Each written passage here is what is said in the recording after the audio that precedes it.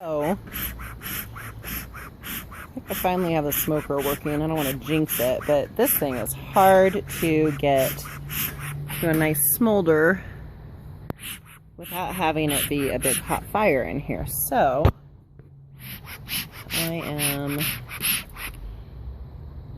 that's actually cooled down a lot. I'm actually going to use this smoke today.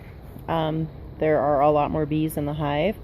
We're at officially at 7 weeks now because I kind of had to skip a week due to poor weather in the afternoons. So I'm gonna start smoking the bees, which just calms them down and shuts down their navigational skills, and they'll just move away from the smoke slowly. Keeps me from squashing them. So this is what I'm about to do, is open the hive and smoke them a bit, and then we're going to take a look and see if we can figure out why my hive isn't growing as fast as the hives of my friends. I'm going to keep pumping this. Of course, now it's not smoking nearly as much. There we go. Okay, I don't want to waste my smoke, so we're going to pause. Okay, lots of bees on top here, and we want to move them down. I'm going to give a couple puffs into the hive here. See if we actually have some smoke coming out. We do. So, a few puffs in here to calm them down, and then a few puffs to drive them more down into the hive. We still have a lot of the original pollen patty present on the top right here, and I'm thinking that we're about getting pretty close to done with that. I'm seeing a lot of bees in here. I don't want to smoke them too much, so we're going to pause again. So this is developing nicely. I have taken out 2 of the new white frames that I recently placed in there to encourage them to pull more wax. These are the black frames that came with. See how there's white versus the black?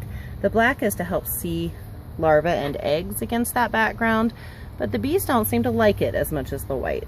So I pulled some of those out, and we now have, there's nothing on this side, but this side practically overnight has been almost completely covered. I did move some things around a little bit, and in here, difficult to see, I should pull this out. They've pulled a lot of wax just in a couple of days since I moved things around a little bit, so I'm hoping this will encourage the bees to really build out this hive. We might be getting ready for a new box on top here, a deep super, which is where we would have more brood, more honey, more stored pollen. So now we have, this one's half full. This one they've just started building out. This one's completely covered. And then 1, 2, 3 frames that are completely full and quite heavy. And then it looks like my brand new white frame that I've placed in here has a lot of activity on it. So I think that was a good call on my part. I'm going to pause and take a look at individual frames now. For those of you who've been asking about, do my bees make honey?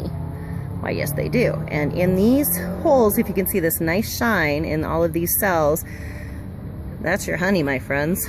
Lots of it.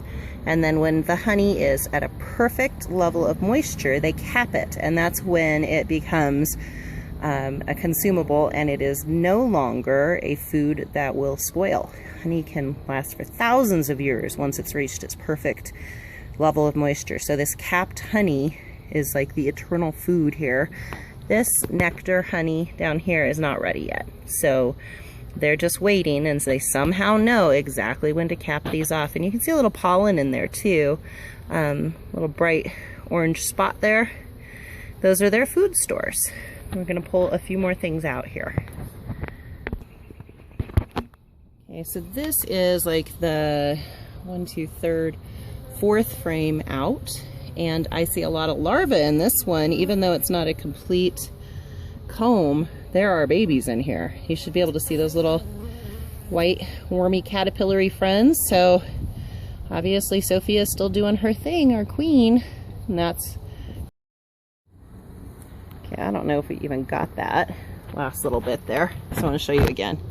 This is the 4th frame in, and it is chock full of larvae, eggs. Oh, okay, they're starting to get a little annoyed with me. This could be when I get stung. Just look for those little curled white caterpillar friends in there. Those are our babies. And none of these are capped yet, but it's a really good laying pattern. Then there's a little bit of pollen down here. Let's see, where was that? Well, again, you may be able to spot it better than I, because I'm not seeming to. Oh, there it is. There's the pollen. They're packing that in. They put pollen and nectar in as a food source for the babies. They're working hard on this frame, so that's good news. I really wonder if Sophia is in this area somewhere, because this is a newer frame. Honey at the top, and then brood all in the center. And they are still at the bottom, which is where they belong, and that's good news.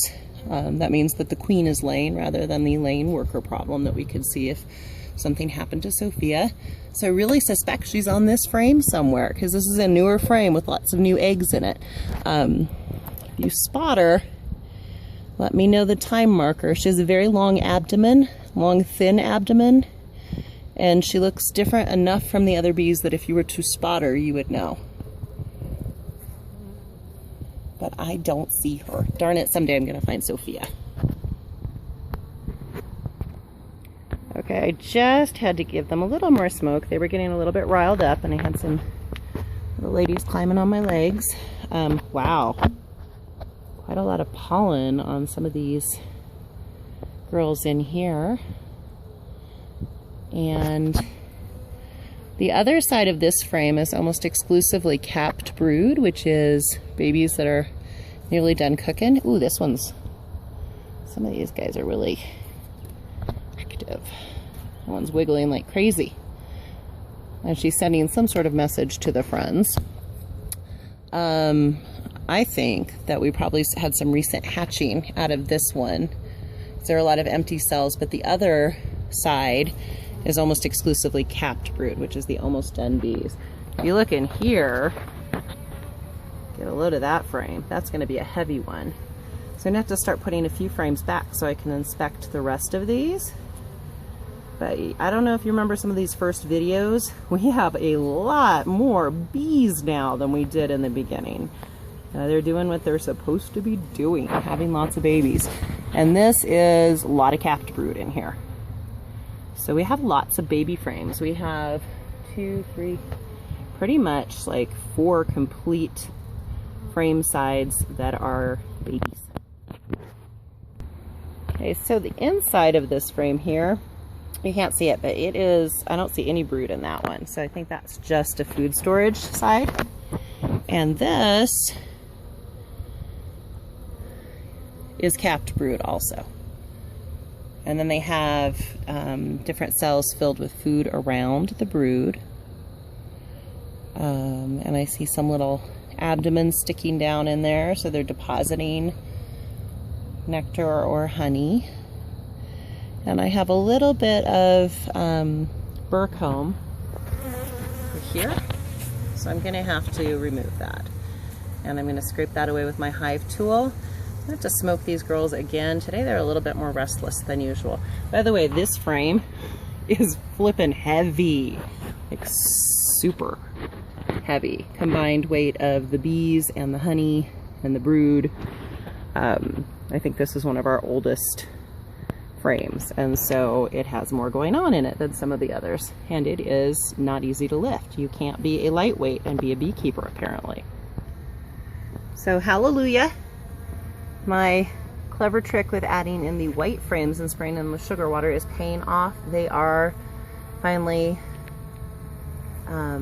pulling some wax out on this one, which they had completely ignored previously. So apparently the black frames are not their favorites, and I will cater to my bees. So we will get white frames in the future, even if the black frames make it easier to spot babies.